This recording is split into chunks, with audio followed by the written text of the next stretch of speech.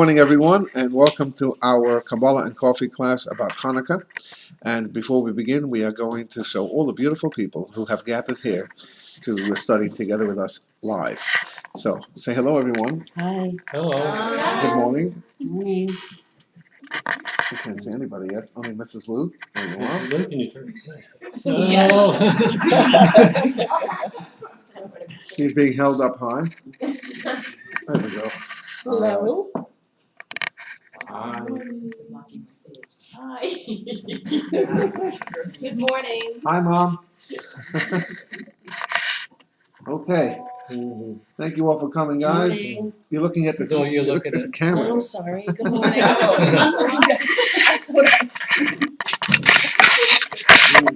Okay. Oh, hi, Okay. We have been studying until now. The Rebbe is getting now to the answers of the questions after he went through the whole issue. Just extremely briefly.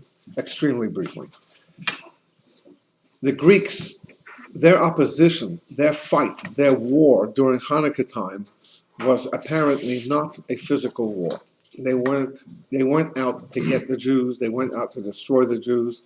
They weren't even out to destroy Judaism. That was not their goal.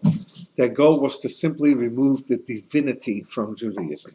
And so when we have things that we do just because God says so, without reason, without logic, that the Torah does not provide a logic on our level to understand, for them, that was a problem. But it was even more deeper than that. They even the commandments that we do perform, if they are performed because we understand them, the Greeks were happy with that. But if we perform them simply because we are told that we need to perform these commandments and we need to be loyal to them, that was a problem. Who is this person? Who is this entity? Who is this God that you're entering into your lives? And for that reason, they didn't destroy, they defiled the oil. They didn't spill the oil out. They didn't destroy the temple. They left everything standing. Except that they took all the oils that were sealed and broke the seal.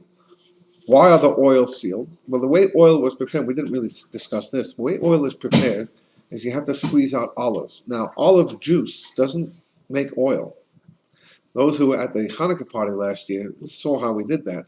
We squeezed olives, and then we had to put them into a centrifuge and really spin them around for a while, and then you got a little bit of oil on top of the test tubes. So the oil takes time for it to rise to the top. It takes about a week, which is why it took 7 days or 8 days to get the new oil, which is why the miracle lasted this long. Because it takes that long if you don't have centrifuges and you don't have test tubes and centrifuges like we have today, then the only way to do it is to squeeze out the olives and wait until the olive oil rises to the top of the olive juice. So the olives that are made have to be squeezed. Who squeezes these olives? Where are they squeezed? In Judaism, there are a series of rules and laws and intricate, complicated issues regarding purity and impurity.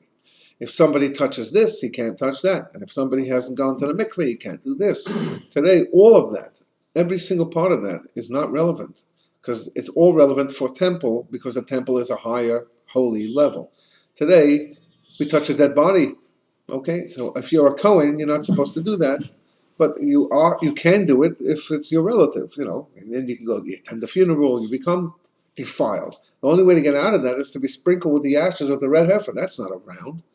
So, and the only reason why you would need to be sprinkled is so you should become purified and you'd be able to attend services in the temple. Well, since there's no temple, then the only holiness that we have today is the Holy Land. It's all locations that are made holy, like a synagogue, or objects that are made holy, like a Sefer Torah, mezuzah, tefillin, and so on. Prayer book. I'm sorry? Prayer book. Prayer book can be considered holy, not on that kind of level, but yes, Jewish holy things that are printed on prayer books or other paraphernalia, we have to put them into shemus. That means that we have special places where we take all our worn out or used up matter, and they take them and they bury them.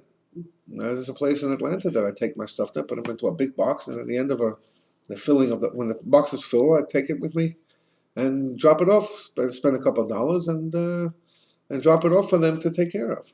It sits as to fill in straps and stuff that I used that are finished with. We don't throw them into the garbage, but we bury them we treat them with holiness. One of the reasons, by the way, that tattoos should not be put into a body is because a body is holy. It was loaned to us to be able to serve God with. You can say it's your body, yes, it's your responsibility for your body because it was given to you, but it was given to you. It wasn't given to you to destroy. It wasn't given to you to deface, to defame, or what's the word you used before about a tattoo? It was somebody said it was come on, one of you said it. Putting a tattoo into the body is Painful. I personally think I don't know. I have never seen a tattoo that I like. I think they're ugly, all of them, every single one of them. I'm sorry if you have tattoos. I don't know if you have them or not. So I'm not talking from present company. I have not seen your bodies, and I haven't seen I haven't inspected your bodies. So I don't know if you do or don't. But I can say that without knowing anyone who does or doesn't, I don't like them. Personally, It desecrates somebody. it's a desecration. There's another word I'm looking for it though, but that's close. Okay. There is a desecration. It is I forgot the word. So Isn't it so that if you do have tattoos, you can't be buried in a Jewish cemetery? Is that just a bubamisa? we say that to the kids. That's to discourage teenagers with hot heads, Oh, but it's not true. isn't No. It's not, the reason why that rumor came about was because the Torah bans it. One of the reasons why it bans it right next to banning idol worshiping, because that was what they did. It was a caste thing, CASTE, where you belong to a certain temple or group. You put it into your arms. It's very difficult to turn a teenager off when you're 18, 19-year-old hothead. It's very difficult. A girl, this is completely off subject. A girl came to me, a former student of mine, and she said, I want to put a tattoo. I said, you're not allowed to do that. She says, it's going to be something holy. I said, what do you mean? I said, it's Shema Yisrael, but in a private place in my body. I said, I'm not sure if that. I want them to be reminded of God and all that. I said, why don't you wait till you're 25? Wait another 4 or 5 years. It's not that long. When you're 25, you might think differently. But the difference is, if you still want it at 25, you know what? Go ahead and get it. But if you don't want it at 25, what are you going to do with it? I met her 3 years later. She says, I'm very happy with it still. But the way I told her grandparents, Holocaust survivors, I said, I was in Auschwitz, in the building where they actually administered these tattoos. That's what they did. Nazis did that to Jews to brand them. So turn them into a number and nothing else, like you do with an animal on its ear. That's what they did to the Jews. And is that what you want? Were there different places where they put the numbers on? Oh, and Auschwitz was just the main place. There was one or two others, but Okay. They The always- reason I asked. do you mean on the body? Yes. Always on the left arm in Auschwitz. Okay. Over 1 million people were tattooed in Auschwitz. Now, other places may have put them in a different location, and it may have been differently. I know a Holocaust survivor who has different letters, just 2 letters and a couple of numbers. Anyway, let's talk about tattoos a little bit later. But back to this point, the body. We talk about tattoos. The body was glorified in the eyes of the Greeks. Anything spiritual was shunted, and therefore the Torah does not allow anything defiled, anything that's not treated with complete and utter purity, Torah purity, meaning going to the mikveh and maintaining a pure life, not touching a dead body of a human being and certain animals also. There are 8 what they call creepy animals that creep around that would make a person defiled if he touched them. For example, a weasel. This is clear. This is straight out in the Torah. A mouse. Who wants to touch a mouse? But there's certain 8. There are 8 kinds of animals. Any animal that's not kosher, that is dead, is considered it's a defilement. You touch it. You got to go to the mikveh if you want to go to the temple. If you want to go to the Beis Hamikdash, again, it doesn't exist today. None of these laws exist today because there is no temple to go to, so it doesn't matter, All of this stuff. So that's why the oil had to be prepared in a certain way and sealed to make that with the seal of the high priest to make sure that this is the oil that can be used to kindle the menorah in the temple, which had to be in the utmost purity. The Greeks couldn't stand that. So they didn't spill out the oil. They didn't use the oil. They didn't destroy the oil. They just broke the seal. Breaking the seal is symbolic of your special way of treating things. This spirituality, this divinity is unacceptable to us. And so it turned into a physical war. But the goal of them was not to be a physical war, but rather to have it's a spiritual war. They were opposed to the divinity. And therefore, everything of Hanukkah represents, that what we do for Hanukkah, to commemorate Hanukkah, represents that victory of oil, of light over darkness, of spirituality over physicality, of soul over body.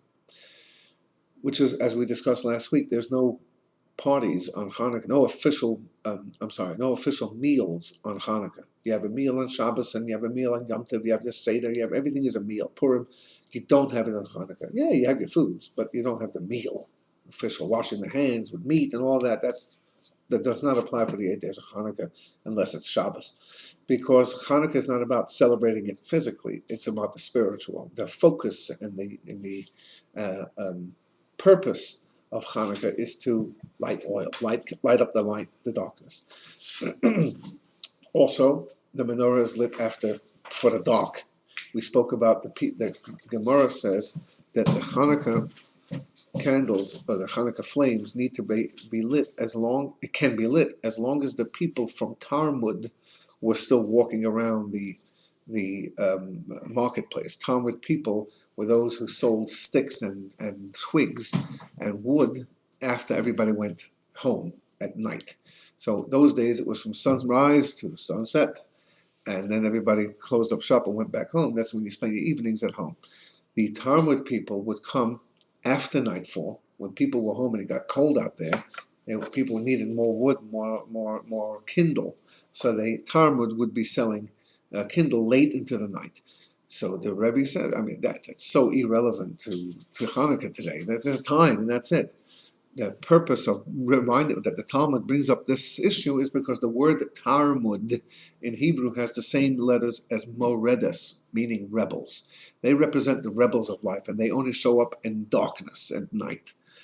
And Hanukkah menorah lasts for as long as these people still roam the streets selling wood, selling kindle. In other words, the menorah can be lit even when these evil forces, representing evil forces, the rebels and the darkness, even they may the Hanukkah menorah reach to. It's about illuminating even the darkest elements of this world, those who rebel against the good divinity, the godliness of it. This is also why the menorah has 8 branches to it, not 7 as it would have been in the temple, not just because it was 8 days, but because the number 8 is a more spiritual number. It's a number that represents that which transcends worldliness, which is why the Mashiach is represented by 8. Regular nature, the ultimate in nature, is represented by 7.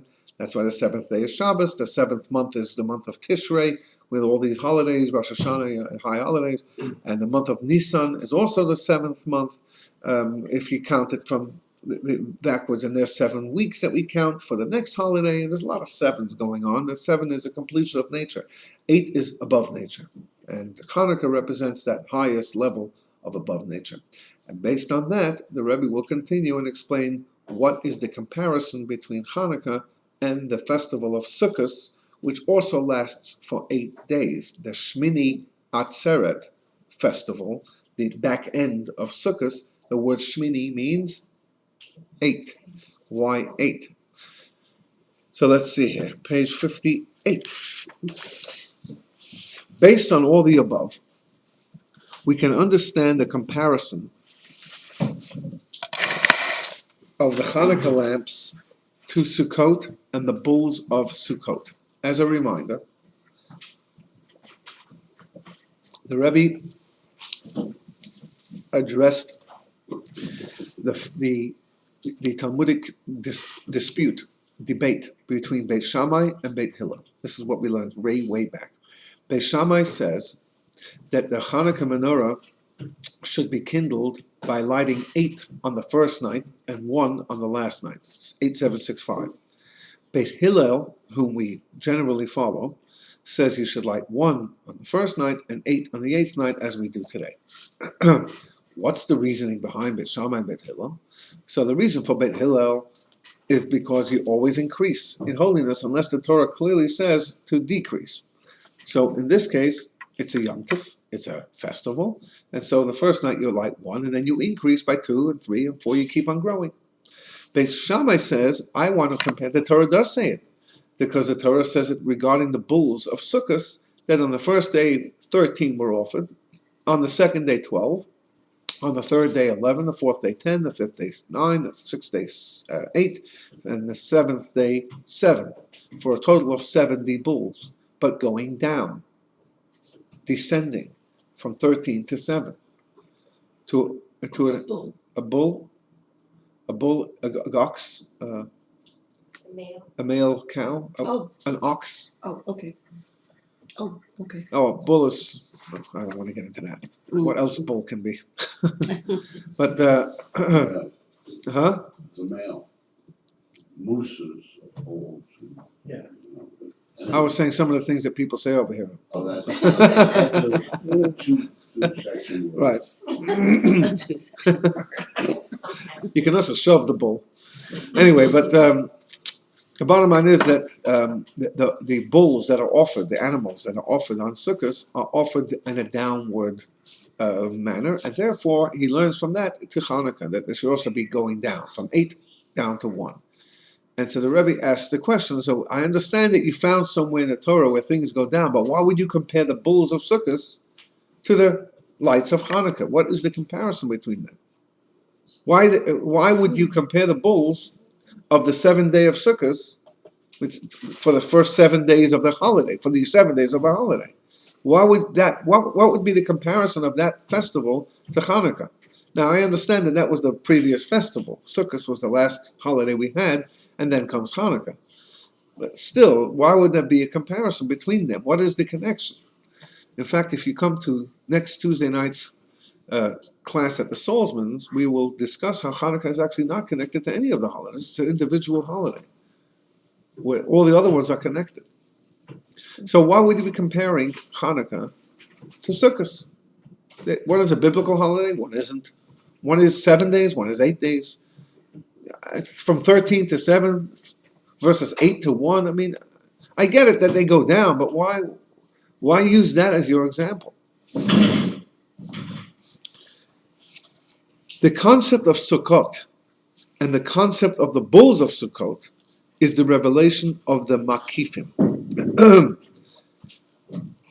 Much like the actual sukkah which surrounds the person. Please see footnote number 113 and 114, and then we will discuss this. I.e., a revelation of the divine light that transcends Hishtalshalut. Hishtalshalut means a normal chain reaction of matter.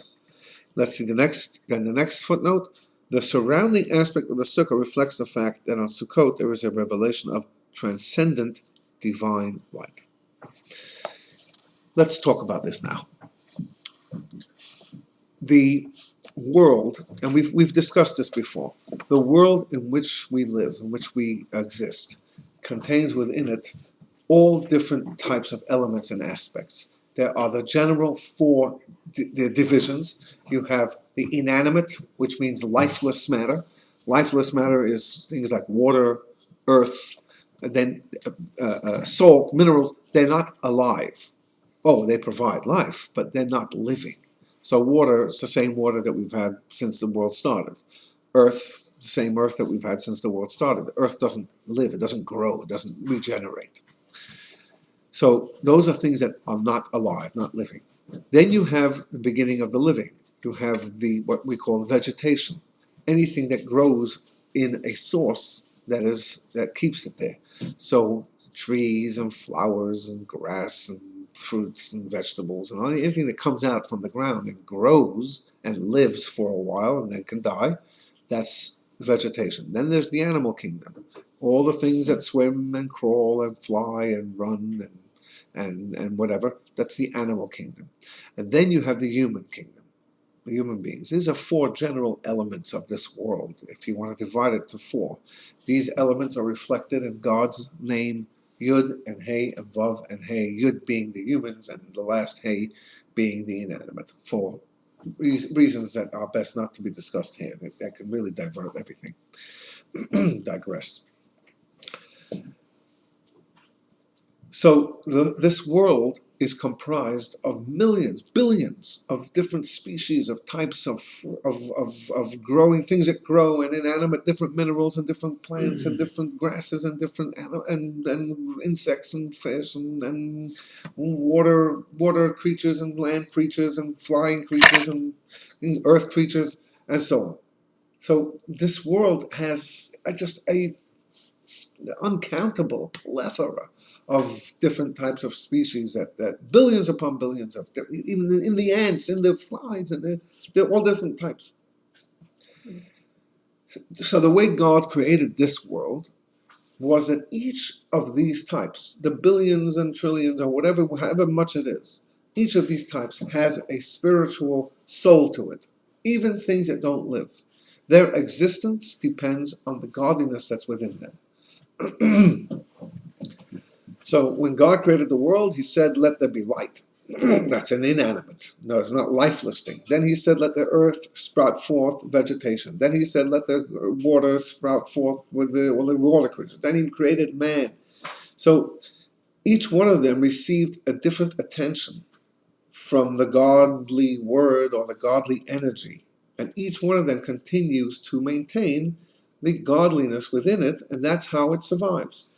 And so the soul of a daisy and the soul of a cat are very different. The spirituality of the flower versus the spirituality of the animal are very different.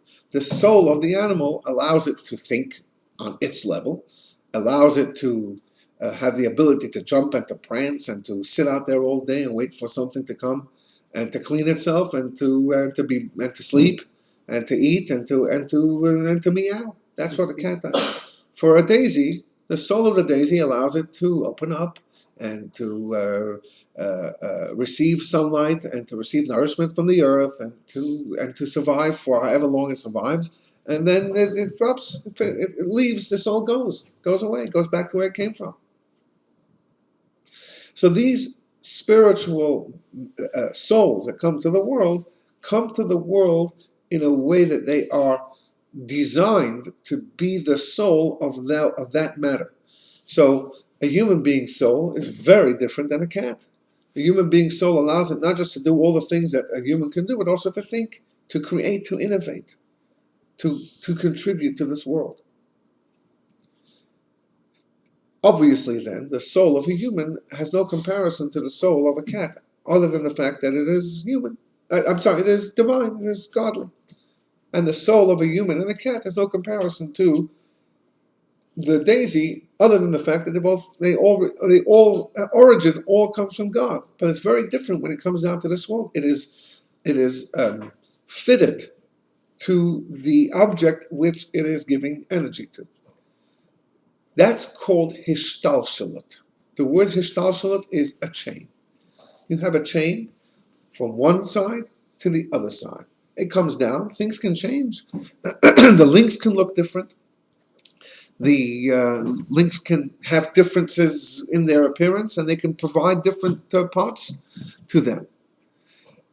Have you ever watched one of those domino games where you put a little marble, or you press a little button, or you push a little domino, and hundreds of thousands of dominoes. They're different colors, they're different shapes. They can make trains run, and they can make this happen. But it's all a chain. It's all linked to one another. They can look different. They can perform different performances, but they're the same. It's going through a chain. So from From domino 1 till domino 1,000,000, you have a chain. It may look very different by the end of this million, but the chain remains the same. That's the normal order of things. God created the world based on his name, the Yud and the Hey and the Vav. There's 4 elements in this world. There are 4 worlds that are discussed in the Kabbalah, and all the number 4s, because it all comes from God's infinite energy, and it slowly manifests itself as it comes down to this world, and then each one of the elements of these worlds receive their soul, their energy, their godliness, their divinity in every single element of this world. That's the regular way of working. You start from 1 and you end at the end. That's one element. That element we have. It's a given. If you're in this world, you have that. What we, as human beings, or as Jewish human beings, because we have a lot more responsibility given to us by God, is to achieve and to attain this surrounding level, the makif level. The word makif, or surrounding, means that it's too intense to be entered into a vessel, to be entered into an object. If you have this energy that goes into a tree, the tree will cease being a tree.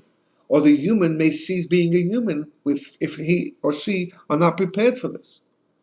So this energy comes from a deeper, higher, more transcendent level of godliness. That's our mission. Our mission to have godliness, we all have it. We all have divinity. We've all been given spirituality. Everyone, everything. The goal that we have is to reach the higher level, the surrounding level, the makif level. Makif meaning surrounding is just a euphemism, a term that is used to describe something that doesn't fit, conform into the makeup of this world. You've got to draw it into this world. And so we have 3 mitzvahs in this world that are surrounding mitzvahs. And each one of them fit into this description. Number 1, a talus. A talus surrounds. It's supposed to, those taluses that made in like shawls are made incorrectly. I'm not going to get into that now. But the purpose of those taluses that go around the neck were not to conform to the Jewish standards and halachic standards. In You fact, mean the ones that are really beautiful? I mean, that women can wear or anybody can wear? women. Well, in reform. You know, in reform. Reform. You know what I'm saying? And I mean that those are not.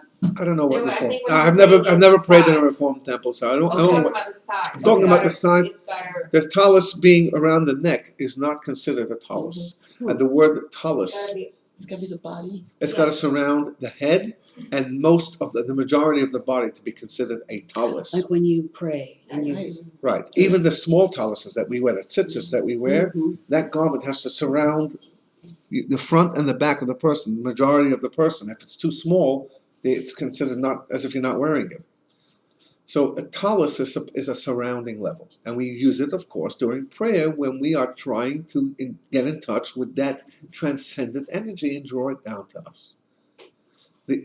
But it doesn't have to surround the entire person. In fact, it doesn't surround the entire body. The next mitzvah does surround the entire person, and that's the mitzvah of going into a mikveh.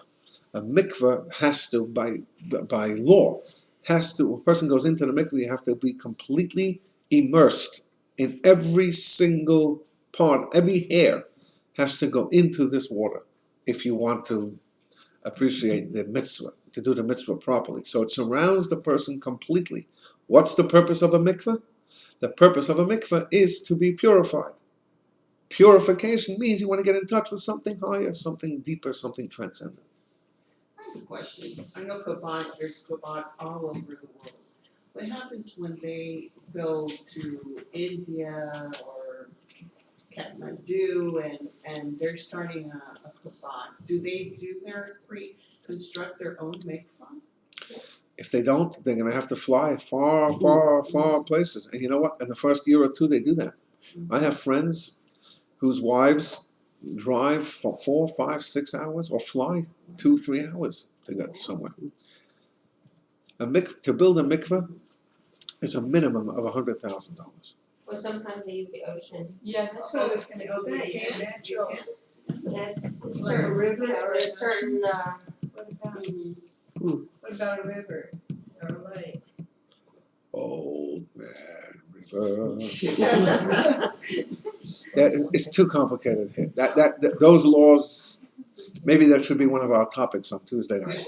What is a mikveh, and so on. That would probably take 3 or 4 sessions just to go through the technical details of a mikveh are one of the more complicated sections of Jewish law. Mhm. So a mikveh, though, back to the point, surrounds a person completely. There's one more mitzvah that does even more than a mikveh.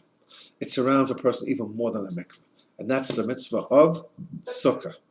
The sukkah, it doesn't just surround the person's body, but it surrounds even the person's clothing. Not only the clothing, but even the mud on the bottom of your boots are surrounded by it. Even your chicken bones that you're finished with, even the refuse, stuff that you're not going to eat, your used napkins, are all surrounded by this mitzvah. That's the only mitzvah of its kind. In other words, the mitzvah of Sukkah, representing God's shelter and protection of the Jewish people in the desert, and ongoing and continuous protection and shelter, represents the most transcendent level of all. The level of godliness that accepts us as we are, even with our dirt. Everything. When you accept a person, you say, I'm going to change that person. If you're going to change that person, you will have a lot, and her or him will have a life of utter misery. Because you can't change people. You can bring out things within people. That you can do, that you should do. That's what spouses ought to do with one another, to bring out the best of each other.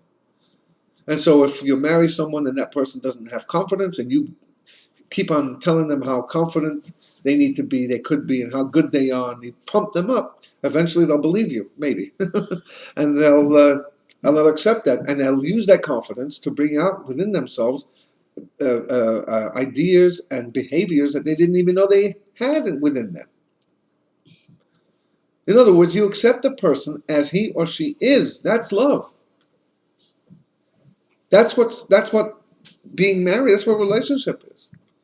You are not going to change a person. You will have to learn to live with the person's idiosyncrasies that you don't like. That is, if you choose to get married. And you will try your best to bring out the best that's within that person, with encouragement, with optimism, with faith, and with, that's the way it's done. Those are successful marriages.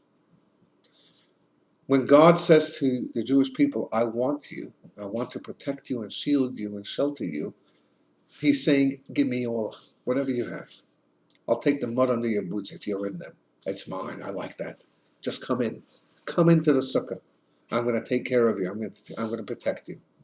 That is the ultimate transcendent, if you will, level of godliness, because he's giving to us from his essence.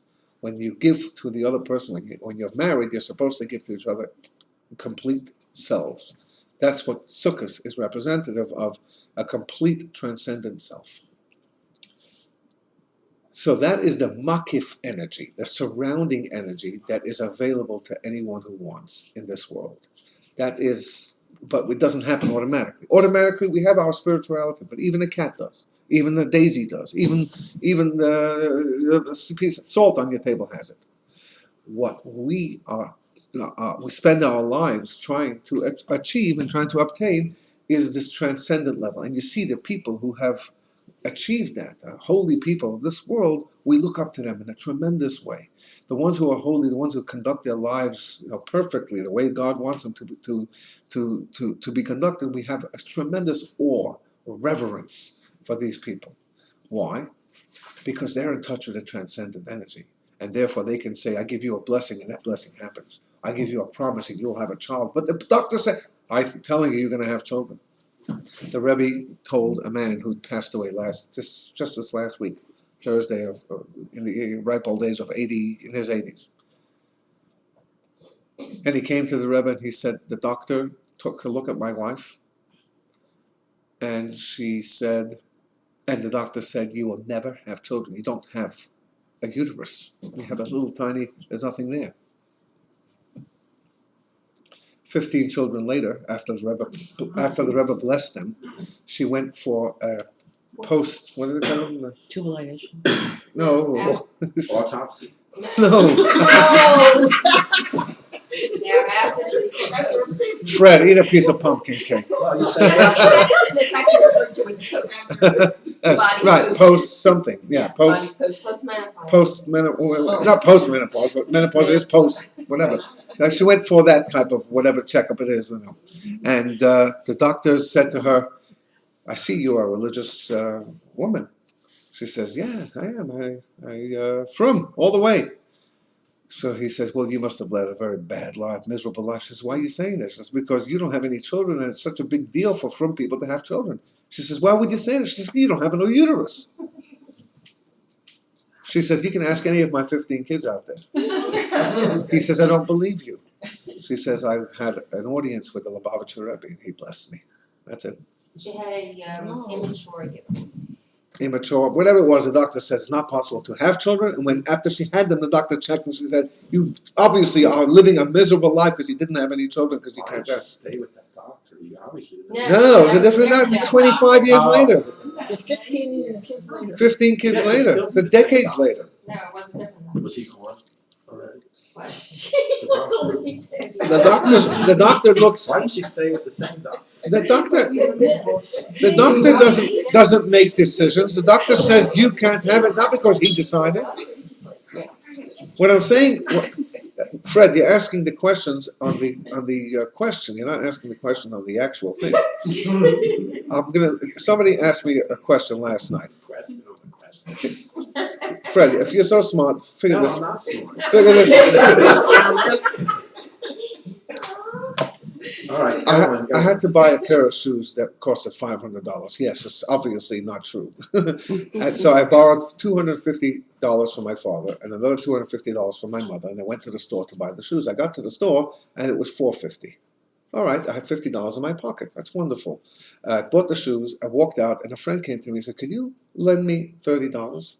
I said, "Sure, I have $50 in my pocket." I took out $30 and gave the friend $30. Now I'm left with $20. Figured to myself, I have $20. I'm going to start repaying my debt. So here, Dad, here is $10 to you. I owe you now only $240. Mom, here's $10 for you. I owe you $240. Then I started thinking to myself, 240 and 240 equals $480. If my friend gives me back $30, I'm left with $510. How did I get that $10? Anyway, I'm not going to answer that question right now, but Well, that's like getting back the money I saved at Kroger's. where did the money come from? That's what I mean. You didn't buy shoes in Kroger's, did you? No. You're making the story grow. Answer the question, Fred. And you won't be able to answer this riddle because the $10 hasn't arrived from anywhere. It's just the way you're looking at it. Stop adding this to $480. Just think about what you've paid and what you're getting, and then you'll see that it's the right amount. But if you can look at stories from the other side and ask all kinds of questions and details that are not really relevant to what the actual story. So as far as this woman is concerned, the doctor sees what's going on inside her and says, "I don't understand how you can have children." When she's finished having children, the doctor says, "I don't understand how you could have ever had even one child. The Rebbe didn't bless the uterus." That's what I'm saying. It's not that the uterus grew. It's the fact that he said, "I'm connected to transcendent energy." He didn't say that. But he said, "You're going to have kids. Don't worry about it." Because he knew, because when you're connected to transcendence, then nature can be transcendent. You can transcend nature. It's called miracles. That's what happens here on Sukkot. That's what is represented by the festival of Sukkot. That's why we have this unique or unusual mitzvah. Get out of the house, go build something outside and eat in there. Sleep in there, hang out in there, outdoors. Why? Because it reminds you of the surrounding transcendent energy that each one of us can tap into. And this holiday is based on being able to achieve that transcendent energy. So back into the second paragraph. The concept of Sukkot and the concept of the bulls of Sukkot is the revelation of the makifim, the surrounding level, much like the actual sukkah which surrounds the person. And on the 8th day of Sukkot, which is, of course, a holiday that only has 8 days, the only holiday that has 8 days outside of Hanukkah, the 8th day of Sukkot, the makifim are elicited and absorbed internally as well. Not just are they transcendent and surrounding, on the 8th day you can bring them into you, which is why on the 8th day we go back into the house. Outside of Israel we don't because of the doubt, but we don't make a blessing anymore on the sukkah. We are halfway in the house. Or in biblical times or biblical way, we are completely inside of the house, meaning that we've taken that surrounding level and we have been able to draw it into us. Incidentally, that's also the purpose of this mitzvah of lulav. We shake it to all corners and we keep on bringing it back to our heart, inside. We're trying to bring the surrounding level within, into us, so we can hone it and we can take on the year in a transcendent way. So the 8th day of that holiday, the 8th day of Sukkot, Shmini Atzeres, represents that surrounding level as it's now internalized, as it's brought in, as it's been absorbed by us. Which is similar to the service of self-sacrifice of Hanukkah. We discussed this before, that these young band of Maccabees, untrained and unprepared for war, took on massive armies, well prepared, well trained, well stocked with weapons, armies, and they were successful. That means that they went basically in knowing that they had no chance, only if God performs a miracle and allows them to defeat this enemy. They found within them the deepest level of a person, the soul, the inner part of their soul, and said it doesn't matter whether we win or not. We must stand up for God. And I compared that to Daniel Pearl, who before he died was not an observant Jew, was not married to a Jew, and didn't live his life with any kind of observance and godliness. But when push came to shove and there's a knife to his throat and they were about to cut it, he said, I am born a Jew and I will die a Jew. That's from the deepest elements of a soul. Only a soul can say that. Because you know what? He did not live as a Jew. What do you mean I was born a Jew and die a Jew? What does that mean exactly? He didn't live his life according to Torah. So what does it mean? He lit a menorah on Hanukkah? He ate latkes? Or gefilte fish? Or kreplach? Is that what he did? Knedelach? What was he doing? It doesn't matter what he was doing, because deep down inside he had that neshama. He had that soul. And he was about to sacrifice his life, give up his life. And when they asked him, who are you? He said, I'm a Jew. That comes from the deepest elements of a person. Mesiras nefesh, a sacrifice of a life. That's what these Maccabees did. They went and they said, we cannot handle any longer the Judaism being trampled on and defiled and not just watered down, but destroyed without its divine component, without its spirituality. It's not Judaism, it's nothing. It's a culture that will come and go. There's nothing left of Greece today. There's nothing left of Rome today. There's nothing left of any of these philosophies, of any of these ways of life. Just maybe people who might remember them. It's in the heap, in the garbage heaps of history. But Judaism is not just here as a culture. It's here as a life, of a way of life. It can't be destroyed because of its spirituality, because of its godliness, its divinity. That never changes. Similar to the service of self-sacrifice of Hanukkah, which affects, as mentioned above, and permeates all the faculties of the soul. That's the deepest part of the soul. This is why both of them, Sukkot and Hanukkah, consist of 8 days. Because the number 8 is comprised of 1 and 7. 7 is the natural, 1 is above the natural. Meaning that the 1, which transcends Hishtalshelot, which transcends the normal flow of godly energy, is drawn into the 7, which is Hishtalshelot, or the regular energy. Or look at the end of footnote 116. The second paragraph, the last paragraph on the page 58. During both Sukkot and Hanukkah, there is a revelation of the divine light that transcends Hishtalshelot 1, that's the number 1, within Hishtalshelot number 7. They are therefore both 8-day holidays because they bring this transcendent level, either Sukkot with its sukkah or Hanukkah with its sacrifice, they bring that transcendent level, that oneness into the seven, into the natural, into the world, into the regular number seven, the regular flow of energy into this world.